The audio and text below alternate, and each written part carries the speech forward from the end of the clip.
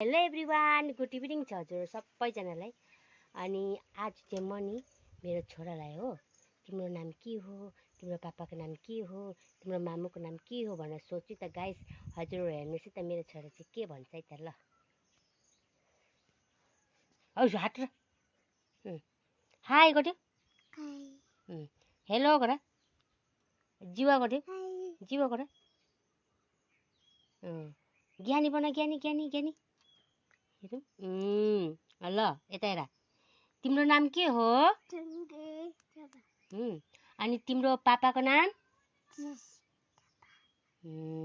अनि तिम्रो मामुको नाम?